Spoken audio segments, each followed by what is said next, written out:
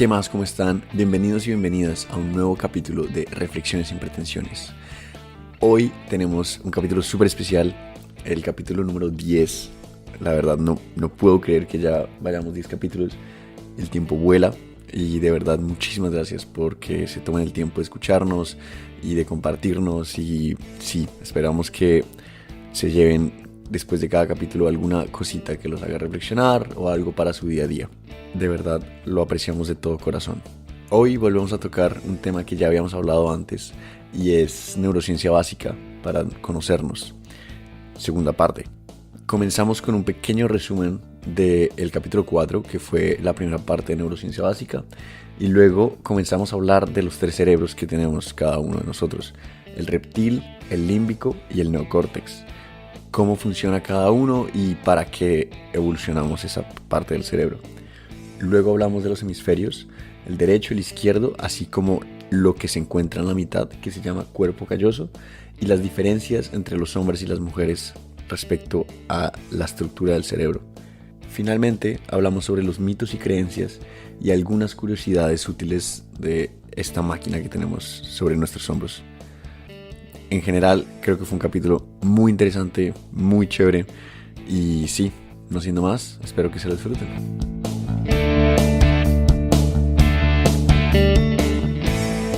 Bueno, mami, ¿cómo estás? Hola, mi amor, ¿cómo estás? Bien, muy bien. ¿Y tú? Muy bien, emocionado, la verdad, porque este tema se me hace muy chévere y el primer capítulo me gustó mucho. Cuéntame de qué vamos a hablar hoy. Mi amor, hoy vamos a hacer pues como un episodio, un segundo episodio sobre neurociencia básica, como para ir conectando cositas. El otro fue como el capítulo 4, ¿no? Sí, y este sería nuestro capítulo 10. Uh, Increíble. 10. 10. ¡Qué locura! Sí, estoy muy feliz también por eso. ¿Y qué te parece si, como para empezar un poquito, nos cuentas un pequeño resumen del capítulo anterior? Me parece muy buena idea como para traer un poquito a la memoria lo que hablamos en el capítulo, en el episodio 4 que era neurociencia básica, parte uno. Y arrancamos definiendo qué es la neurociencia, como es la ciencia neuronal que estudia el comportamiento del sistema nervioso central, cerebro y médula espinal, y que produce el pensamiento, las emociones, las conductas, que pues de eso se trata vivir. Y hablamos de que la neurociencia estudia al hombre como una gran unidad mayor, compuesta de un cuerpo, que es el vehículo, un cerebro, que es el hardware, una mente, que es el software, y el entorno, que es el medio ambiente. Digamos que es como el resumen de la neurociencia. Y hablamos de 5 conceptos que nos parecen súper valiosos, recordando que es la neurogénesis, que es la capacidad que tiene el cerebro de producir neuronas nuevas hasta el último día de la vida, sea la edad que sea. La neuroplasticidad, que es la capacidad que tiene el cerebro de adaptación y de modificar las conexiones para adaptarse a nuestras necesidades en cualquier etapa de la vida. La epigenética, que es un concepto importantísimo porque habla de que los genes no nos controlan, de que no somos esclavos de nuestra genética. Y hablamos en ese momento de un proceso que se llama metilación, que en resumen es yo puedo prender y apagar mis genes de acuerdo a mi manera de vivir y a mis necesidades, digamos. No somos esclavos de la genética. Era muy loco. Hasta un poquito escéptico, la verdad. Mi amor, la neurociencia lo ha súper verificado. O sea, tú no eres, tu ADN no cambia, pero tú sí puedes manejar tus genes. Y en ese momento en el capítulo hablábamos de que lo que la ciencia y la neurociencia ha demostrado es que si tú tienes abuelos diabéticos, papás diabéticos, tú necesariamente no tienes que ser diabético. Tú puedes tomar la decisión de no prender los genes de la diabetes. ¿Cómo? Con buena alimentación, con ejercicio, cuidando el sueño, o sea, cuidando para que eso no pase. Eso es brutal. Y también hablamos de la forma como el cerebro, digamos, cuando recibe un estímulo, tú puedes reaccionar o responder. No sé si recuerdas que hablamos del camino corto y del camino Claro. largo. El camino corto, básicamente la neurociencia habla de que son 125 milisegundos, mientras el estímulo llega, tus sentidos lo reciben, llega al tálamo y llega a la amígdala. Si tomas el camino corto, reaccionas de cualquier manera ante el estímulo que te alteró. Pero si en ese momento tomas una respiración antes de reaccionar y la información alcanza a llegar al neocórtex, es el camino largo. 500 milisegundos aproximadamente, y en ese momento tú das una respuesta más asertiva porque pasó por el área donde puedes pensar, analizar y prever las consecuencias de lo que está pasando. Saber eso es valiosísimo porque pues estás a tiempo de tomar la mejor decisión e irte por el camino largo ante cualquier estímulo que se te presente. Y hablamos de otro sistema que tiene el cerebro que es SARA, el sistema de activación reticular ascendente. Su nombre es un poquito, Enredado. digamos, enredadito, pero SARA es fácil de aprendérselo y es el que filtra la información para ponerla a tu servicio. En el momento hablábamos de que si tú decides comprar un carro, escoges tu carro, sales a la calle y lo ves en todas partes, tu cerebro escogió la información para ti. Y si quedas en embarazo, ves mujeres embarazadas por todos lados que siempre han estado ahí, pero que tú no las veías porque no era tu foco de atención. El cerebro prendió todas esas luces para que tú estés ahí. Y lo más importante que hablamos es que lo podemos usar para enfocarnos en lo bueno de la vida y el cerebro nos lo muestra. Sí, o por supuesto, si nosotros nos enfocamos en lo malo, el cerebro nos lo muestra porque él simplemente obedece lo que tú le pidas. Digamos, eso fue básicamente de qué se trató el episodio 4, pero aquí tengo una deuda contigo y con todos los que nos acompañan en esta aventura y es que tú me preguntabas sobre el sistema para limpiar el cerebro. Cuando duermes, ¿cierto? Esa era la pregunta. Sí, ese sistema trabaja cuando tú duermes, se llama el sistema linfático. Fue descubierto en el 2012, o sea, hace nada, hace 12 años, por un equipo de investigadores de la Universidad de Rochester en Nueva York, porque siempre se ha conocido el sistema linfático, que es el sistema que elimina todos los desechos del metabolismo del cuerpo, el que Ah, ok. limpia todas las toxinas y todo. En el 2012 descubrieron que el sistema nervioso central, o sea, el cerebro, la médula espinal, tienen un sistema que es la linfa, que hace todo el recorrido para limpiar las toxinas y los desechos del cerebro. Y hablamos en ese momento y lo repetimos ahora, todo esto ocurre durante el sueño. Por eso es tan importante las horas del sueño. ¿Y ese sistema trabaja durante el día? Pues digamos que principalmente trabaja durante el sueño. No te puedo responder esa pregunta porque no Ujú. conozco la respuesta, pero Ok. lo que sí sé es que mientras tú duermes, ese sistema se encarga de eliminar los desechos y se ha estudiado que tiene importantísimas implicaciones en las enfermedades neurológicas degenerativas. O sea, cuando ese sistema no funciona o cuando la persona tiene malos hábitos de sueño, pues se ha conectado con el Alzheimer, el Parkinson, la demencia senil, digamos, las enfermedades degenerativas del cerebro. Y aparte que durante el sueño produces la melatonina, que es la que activa la hormona del crecimiento. En los adultos la hormona del crecimiento es la encargada de la regeneración de tejidos, de la sanación de los órganos que están enfermos. O sea, digamos, aprovechamos aquí para volver a repetir que las horas del sueño, mínimo 6, hablan los expertos. Así tú te sientas muy bien con 3 o 4 horas, tu cerebro necesita mínimo 6 horas para realizar eso, todo ese proceso de limpieza. Y por otro lado, una cosa que es importantísima es, o sea, hoy no dormiste tus 6 horas, mañana duermes 12, así no funciona. O sea, las horas de sueño que ya no tuviste ya no se recuperan. No es que dejo de dormir 2 días y luego duermo 3 seguidos, no, así no funciona el sistema. Pero bueno, digamos que otro día hablaremos más del sueño.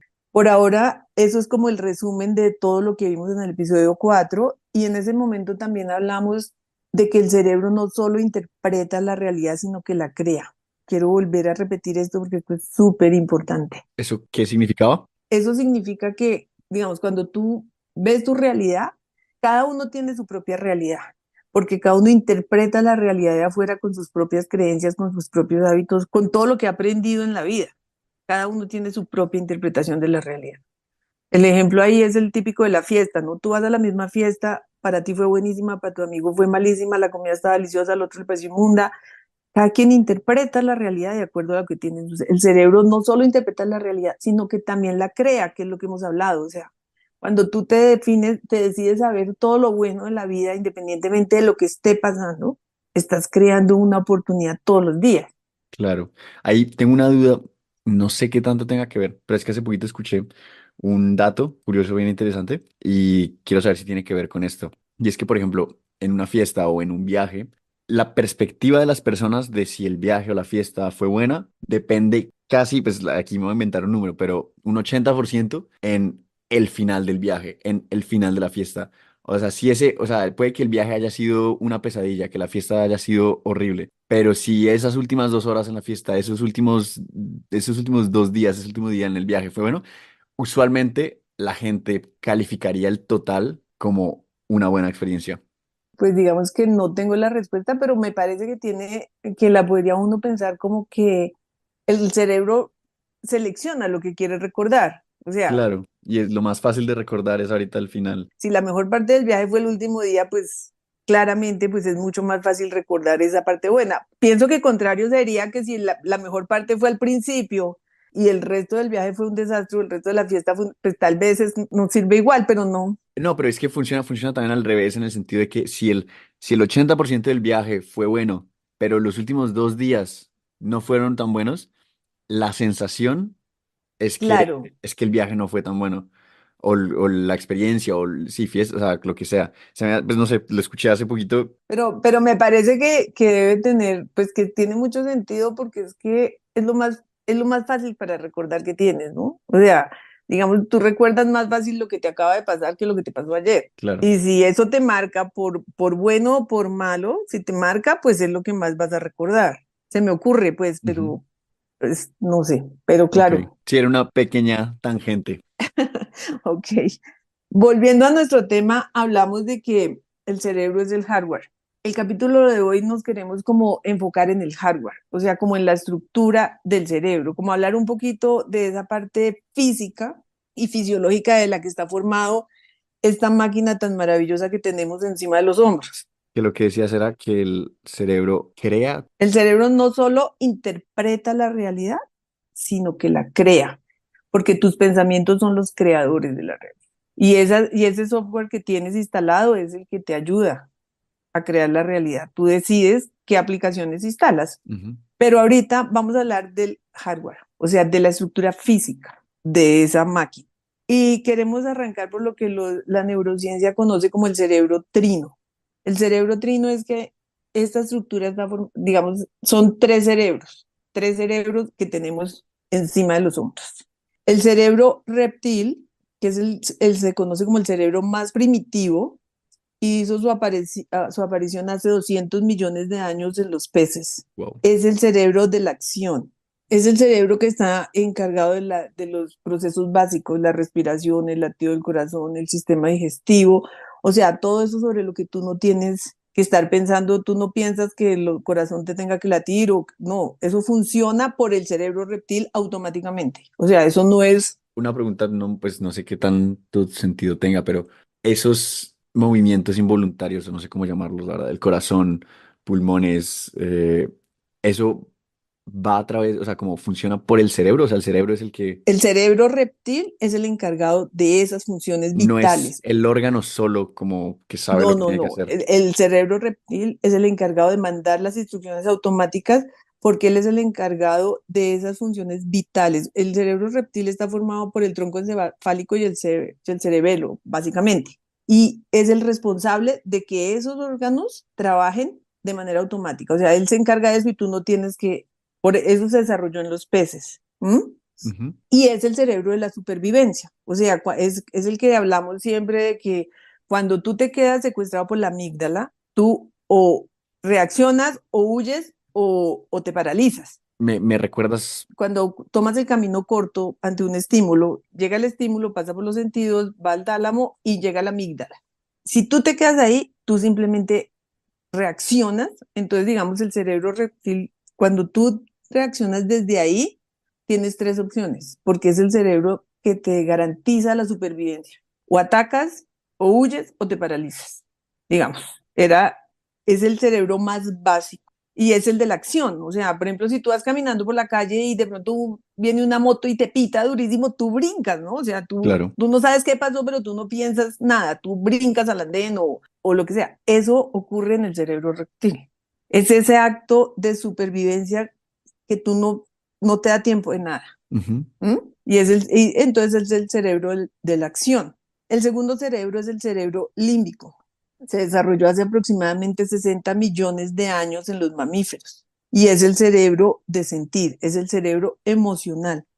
Es el que controla todas nuestras motivaciones, nuestras emociones y a la vez la memoria, porque la emoción es el pegamento más fuerte del recuerdo, de la memoria. Este cerebro está conformado básicamente por las estructuras, el hipotálamo, la amígdala y el hipocampo. Este es el cerebro de sentir, por ahí pasan todas nuestras emociones.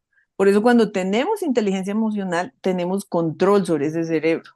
No dejamos que nuestras emociones se exacerben y todo lo que hemos hablado de la inteligencia emocional y del manejo del oleaje emocional y todo eso ocurre en el cerebro límbico. Y el jefe de eso, o sea, el que define eso, es el tercer cerebro, que es el neocórtex, que es el director de orquesta, es el que piensa, es el que analiza. Ese cerebro se desarrolló hace 100.000 años y es el que nos permite, es el que nos diferencia del resto de los seres vivos, porque es el de pensar, el de analizar, el de planear, o sea, todo lo que ocurre en el neocórtex, ¿Solo lo tenemos los seres humanos? solamente los seres humanos. Hay muchos estudios con pues no quiero entrar en eso porque no tengo tanta información, pero con los primates, con los simios y ese tipo con esos animales, pues tienen un cerebro más desarrollado que el resto de los animales, y se habla de los delfines y bueno, pero digamos el neocórtex que nos permite el pensamiento racional, el lenguaje, la toma de decisiones, la planeación, es el que nos diferencia del resto de seres vivos. Entonces, el cerebro reptil, el de actuar, el cerebro límbico, el de sentir, y el neocórtex, el de pensar. Los tres cerebros están todo el tiempo presentes en tu vida diaria, ¿no? Entonces, lo que decíamos, si estás pasando una calle y de pronto un carro te pita, tú corres sin pensar, o sea, tú no dices, ay, ¿será que salgo corriendo antes de que me... No, tú corres, ese es el cerebro reptil. Pero si estamos listos para grabar un podcast o tienes una cita, una entrevista de trabajo o tienes algo así, esa ansiedad y esos nervios que se producen en el cerebro límbico, todo el tiempo en el cerebro de las emociones. Y por supuesto, cuando tienes que resolver un problema, solucionar una situación, planear un viaje, lo que sea que necesite toda tu parte cognitiva, es el neocórtex. Por eso los neurocientíficos dicen, usted vive aquí, en la frente, ahí queda el neocórtex, digamos, de esa parte del cerebro. Aquí tengo que decirte y pues decirles a todos que en las historias vamos a poner algunas láminas, imágenes del cerebro, porque sí es un poco más fácil si pudiéramos verlo, pero pues nuestro formato pues no En nos Instagram, permite. ¿te refieres? En Instagram, sí, en Ujú. Instagram. Entonces digamos que esos son como una estructura base de los tres cerebros que componen nuestra máquina, nuestro hardware. Una pregunta que me sale con base en lo que estás diciendo ahorita. ¿Los peces entonces no sienten? Pues en teoría, ¿O no sienten las emociones? Pero que supongo que pues sí deben de sentir como dolor, pero tal vez claro, no. porque tienen terminales nerviosas, ¿no? O sea, Claro, pues los animales sienten dolor, pero no tienen, pues lo que yo pienso y lo que, pues de acuerdo a toda la información es que no tienen, digamos, dependiendo el nivel de evolución, porque digamos los perritos que conocemos tanto, claro. tienen emociones Sí, sí. aprendidas, o sea, ellos manifiestan emociones, manifiestan el amor, el no sé qué, pero en un nivel de desarrollo muy bajito del cerebro límbico. Digamos que ha ido evolucionando el cerebro de los animales en la medida que tú los domesticas y les enseñas cosas y no sé qué, pues eso genera evolución en su cerebro, pero claramente no pueden entender lo que es una emoción, ni se acuerdan del pasado cuando los hiciste mala cara, ¿no? O sea, se me ocurre, pues que, Bueno, si alguien que esté escuchando esto sabe si los peces sienten emociones, nos puede escribir por Instagram. pero creemos que no sienten emociones. Bueno, los delfines tienen un cerebro Pero son muy mamíferos, desarrollado. no son peces. Ah, cierto, mi amor, tienes Ujú. toda la razón. Sigamos aquí en Pero lo bueno, nuestro. entonces el neocórtex es el director de orquesta. El neocórtex es el director de orquesta. Y ahora vamos a mirar la estructura distinto, lo que todos hemos conocido, digamos, los tres cerebros, pero ahora lo vamos a ver desde hemisferio izquierdo, hemisferio derecho y cuerpo calloso, que son tres estructuras fundamentales que vale la pena también hablar de ellas y conocer un poquito de manera básica. Entonces, si hablamos del hemisferio izquierdo, sabemos que es el que controla el lado derecho, es es el que controla el lado derecho, tiene las funciones de la lingüística y la analítica, el cálculo, la lógica matemática, es el responsable de la comprensión del lenguaje, de la resolución de problemas secuenciales, digamos, de la planeación, todo ese tipo de funciones del lenguaje verbal es muy concreto. Ese tipo de cosas se trabaja principalmente con el hemisferio izquierdo. Una pregunta, espero que no sea muy tonta, pero lo que pasa es que, Ninguna pregunta es tonta, mi amor. ¿cuál es el hemisferio izquierdo? O sea, es el que está con tu mano izquierda. Mi hemisferio izquierdo es mi lado izquierdo, o sea, O sea, es tu tu lado, lado izquierdo. pero exacto, es que porque si me imagino el modelo de una persona como viéndolo de frente, pues No, claro, te me confunde un confundes. poco. Ajá, ok, pero tu hemisferio izquierdo está a tu izquierda. Está a tu izquierda, pero controla todo tu lado derecho. O sea, cuando tienes algún daño en el hemisferio izquierdo, el daño se refleja en tu lado derecho, ¿Y eso por qué? porque así funciona el cuerpo, mi amor. O Ok, sea, así funciona. ajá, Y el lado derecho, o sea, tu hemisferio derecho, el que está a tu derecha, es el que controla todo tu lado izquierdo. Y es ok. el encargado de la percepción espacial, del reconocimiento de patrones, de la creatividad, de la imaginación, de la intuición, digamos, los artistas, los creativos, los músicos, potencialmente tienen más actividad en su hemisferio derecho. El hemisferio derecho es más simbólico, menos racional, es el encargado, por ejemplo, de la comprensión del lenguaje no verbal. O sea, es más empático porque es capaz de leer las expresiones del otro, digamos. Entonces, ese es el hemisferio derecho. Y el cuerpo calloso, que es una estructura que se encuentra entre los dos hemisferios, es la estructura de sustancia blanca en el ser más grande del cerebro, o sea, es el puente. Es el puente que comunica la información del hemisferio derecho con la información del hemisferio izquierdo y consta aproximadamente de 200 a 250 millones de fibras nerviosas.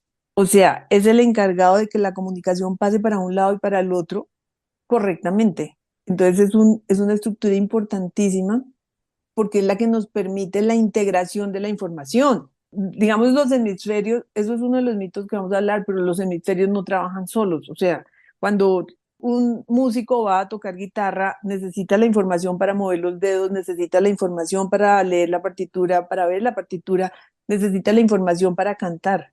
Todo eso es un trabajo en conjunto del hemisferio derecho y el hemisferio izquierdo, pero a través del cuerpo calloso. Entonces, dentro de pues digamos, dentro de las investigaciones que se hacen de un tiempo para acá del cuerpo calloso, ya se tiene claro que las mujeres tienen proporcionalmente más grande la relación entre el cuerpo calloso con el tamaño del cerebro.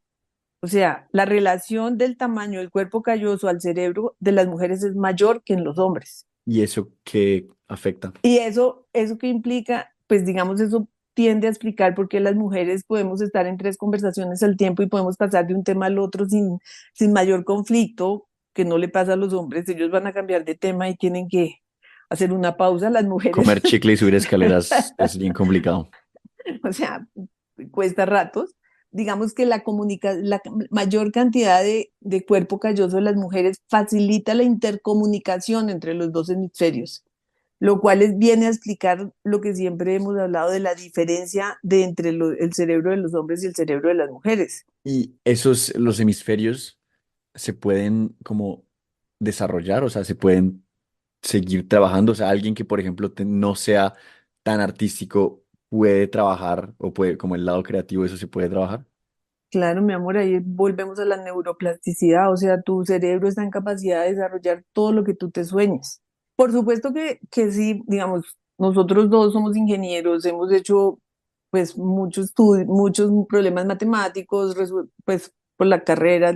Digamos, los economistas, los ingenieros, los matemáticos, a raíz de su formación, tienen potencialmente más desarrollado el hemisferio izquierdo. Los creativos, los poetas, los músicos, ese tipo de personas, por supuesto que por su formación también desarrollan más el hemisferio derecho, pero las actividades necesitan el buen funcionamiento de ambos hemisferios y complementan la información, y todo ese cruce de información se realiza a través del maravilloso cuerpo calloso, que es una estructura increíble de conexiones de información. Entonces, digamos que aquí lo que hemos visto es un poco la estructura de ese hardware, ¿no? Los tres cerebros y la formación súper a grandes rasgos, porque aquí tenemos que decir pues que tenemos la suerte de que médicos nos han escuchado y nos han apoyado en este proyecto y esto es una información para dummies y para todos los que no somos, no tenemos nada que ver con la salud, porque es una información pues completamente básica, pero me parece que es una información súper linda porque es que esta máquina de la que dependemos absolutamente, pues es muy lindo conocer un poquito cómo está formada, lo que hablábamos alguna vez, ¿no? O sea, tenemos un carro lindísimo, pues por lo menos conozcamos sus piezas básicas. No necesitamos ir a la electrónica del carro ni ir a pues cómo es que enciende la chispa del motor, Ujú. eso tampoco. Pero sí saber que la gasolina, que el aceite, que el aire acondicionado, que las cosas, por lo menos la estructura básica, pues Para cuidarlo bien. exacto, para poder valorarlo y cuidarlo como se merece. Entonces, digamos que ya teniendo esa información, pues hablemos un poquito de esos mitos y de algunas cosas curiosas del cerebro. El principal mito que además de por sí me parece que hace mucho daño y es que se oye mucho que usamos el 10% del cerebro. Eso es completamente falso. O sea, nosotros usamos el cerebro en la medida de las necesidades. Y el ejemplo más claro para esto es cuando tú llegas a tu casa y te vas a lavar las manos, pues entras al baño y prendes la luz, no prendes las luces de toda la casa. Si vas a cocinar, vas a la cocina, apagas la Claro. luz del baño y prendes la cocina. Si te vas a acostar, apagas todas las luces de la casa y solamente dejas la lámpara de la mesa de noche. Así funciona el cerebro. O sea, en la medida que tú lo necesitas, él va aprendiendo y apagando funciones, pero usamos el potencial que tenemos, pues lo más que podemos. Y en la medida en que aprendemos cosas y aquí debemos recordar que el cerebro es un músculo como todos los músculos del cuerpo, ¿no? Hay que entrenarlo, hay que cuidarlo, hay que alimentarlo y hay que mantenerlo activo, porque cualquier músculo del cuerpo que no esté activo, ya sabemos, se atrofia. O sea, lo que tú no usas, se atrofia. Hay otra creencia que es que las personas mayores recuerdan lo más antiguo. Esto no es ni verdadero ni falso porque el mayor pegamento de los recuerdos es la emoción. Entonces, digamos que, por supuesto que con la edad puede que haya cosas que a ti se te olviden, pero lo que tú más recuerdas es lo que tuvo mayor emoción. Entonces, por decirte, el día que nacieron mis hijos, pues ese día no se me va a olvidar, así tenga 90 años, porque fue demasiado divino lo que pasó, o el día que me casé, o el día que me atracaron, el susto fue tan grande que ese momento pues no se me olvida porque la emoción lo fijó demasiado bien. Entonces, pues digamos que lo que más recuerdas es lo que más emotividad te produjo. Claro. Por eso el primer amor es el único que no te olvida. Los otros puede que se te olviden, pero ese primero queda puesto ahí. Lo que ya hemos visto, otra creencia que el cerebro, en la medida en que uno se va haciendo mayor, no aprende, eso es completamente facto. O sea, tú tienes neuronas nuevas y aprendizajes hasta el último día de la vida. Hay una frase me pareció súper interesante y dice, una de las propiedades únicas del cerebro es que solo es capaz de hacer lo que cree que puede hacer. Uf, Una de las propiedades únicas del cerebro es que solo es capaz de hacer lo que cree que puede hacer. Eso es verdadero, es lo que hemos venido hablando. O sea, lo que piensas es lo que va a pasar. La respuesta del cerebro siempre será sí. Si tú dices que no puedes, sí, no puedes. Si tú dices que puedes, sí, puedes. Si tú dices que lo vas a intentar, sí, lo vas a intentar. O sea, por eso volvemos a hablar aquí y este punto es muy lindo porque es donde se une la espiritualidad y la neurociencia. O sea, cuida tus pensamientos, cuida cómo te hablas, cuida lo que le dices a los otros porque el cerebro siempre dice sí. Cuida tus palabras y tus pensamientos. Al cerebro y a la mente le dan miedo los cambios, no le gustan, eso es verdadero.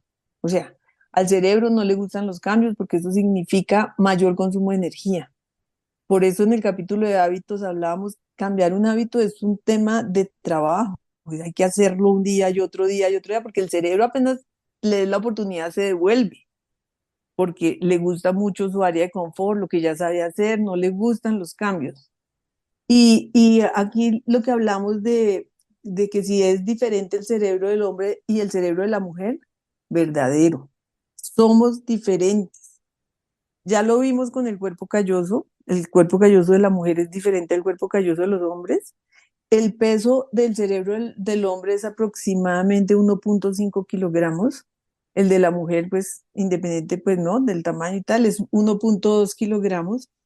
Pero aquí hay una cosa súper bonita. Desde la era de las cavernas que inició la evolución, digamos, el cerebro de la mujer evolucionó con la atención atomizada. ¿Eso qué quiere decir? Exacto. Que la mujer desde la época de las cavernas tenía que estar cuidando el fuego, cuidando al bebé, a la cría, cuidando que los animales no se entraran. O sea, la mujer tenía que estar haciendo muchas actividades en la caverna. Su mente, su cerebro evolucionó con la atención atomizada.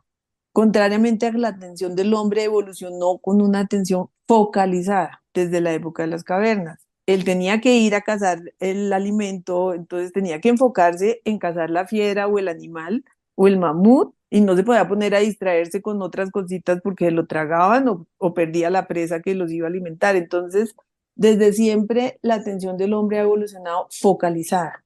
Y eso que decimos que el hombre está en un partido de fútbol y de verdad está viendo el partido de fútbol, sí, así funciona su cerebro. O sea, él sí solamente está viendo el partido de fútbol.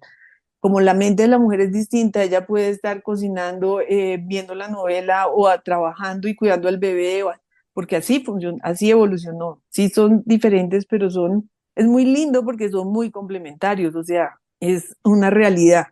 Y otra verdad es que la mujer sí es más emocional y sí tiene que hablar de eso. No es que las mujeres hablemos mucho, es que el cerebro límbico de la mujer es mucho más sensible. El cerebro emocional de la mujer y es mucho más sensible porque la mujer tiene el regalo de la maternidad y eso la sensibiliza de una manera brutal. No porque el hombre no sea sensible, pero es que el hecho de dar la vida desarrolla la sensibilidad en su cerebro límbico y eso, digamos, le desarrolla la empatía. Por eso, no sé si tú has escuchado, pero la mamá, el bebé de 2 meses llora y la mamá ya puede saber que el bebé está llorando porque tiene hambre o está llorando porque está sucio el pañal. Y tú dices, ¿cómo sabe? Porque su sensibilidad de su cerebro límbico es mucho más sensible. Y aquí hay un concepto muy lindo que también fue descubierto no hace mucho, que en la década del 90 y son las neuronas espejo, que digamos no sé si has oído hablar de eso. Sí, sí, he escuchado. Es muy chévere porque digamos el aprendizaje de los niños, ¿por qué los bebés se parecen tanto a los papás? Porque sus neuronas espejo imitan lo que hacen las neuronas de lo que están viendo y es la base del aprendizaje, sobre todo en los niños y en todos, o sea, aprendemos por imitación.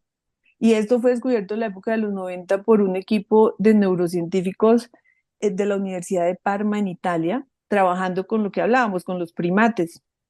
Entonces ellos hacían ejercicios y los monos repetían exactamente lo que los neurocientíficos hacían y descubrieron las neuronas espejo, que son las responsables de muchas de las partes del aprendizaje. Qué loco. Sí, es muy loco. O sea, y eso se usa mucho en neuromarketing, por ejemplo. Cuando tú quieres venderle a alguien algo a alguien, digamos los vendedores de carros, te reciben y terminan imitando todo lo que el cliente hace para que él se sienta más tranquilo, más empático, pero son las neuronas espejo las que están trabajando ahí. Y digamos así como para cerrar unos tips, digamos al cerebro le gusta tener rutinas, porque al cerebro no le gusta pensar. Eso, digamos, no es que sea perezoso, es que él ahorra energía todo el tiempo. Por eso tenemos que entrar a hacer, no trabajar en piloto automático. En algún capítulo, en alguna vez hablamos de que tenemos 90.000 pensamientos y el 95% son automáticos, porque al cerebro no le gusta pensar. Y lo que hemos recalcado en este proyecto, hay que hacer conciencia. El Homo sapiens sapiens, pienso lo que pienso, porque o si no, el piloto automático se monta y pues no somos los creadores de nuestra vida. Claro. Y digamos, un tip maravilloso para los papás y para todo el mundo es que al cerebro no le gusta ni el rechazo ni las órdenes. O sea, cuando el cerebro siente el rechazo o le das una orden, es como poner el freno de mano en segunda, no, frena en seco. Cuando tú dices, tengo que ir al gimnasio, ya el cerebro pone el freno de mano. Entonces, lo que recomiendan los expertos es no diga tengo, yo podría ir al gimnasio, me gustaría ir al gimnasio, o sea, el tengo, el debería y me toca para el cerebro es una orden y él reacciona automáticamente en reversa. No le gustan las órdenes, no le gusta el rechazo y le gusta mucho lo diferente.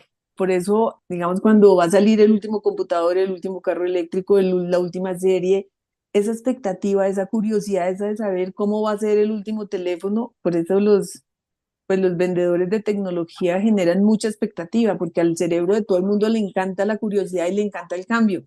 Ujú. Pues de eso a los niños y en los colegios la expectativa y el cambio es un hack muy chévere para el cerebro. Digamos que yo creo que eso cierra el capítulo como un poquito de conocimiento sobre esa máquina hermosa que tenemos encima y que es realmente apasionante. Es el computador más poderoso y más complejo que nos podamos imaginar.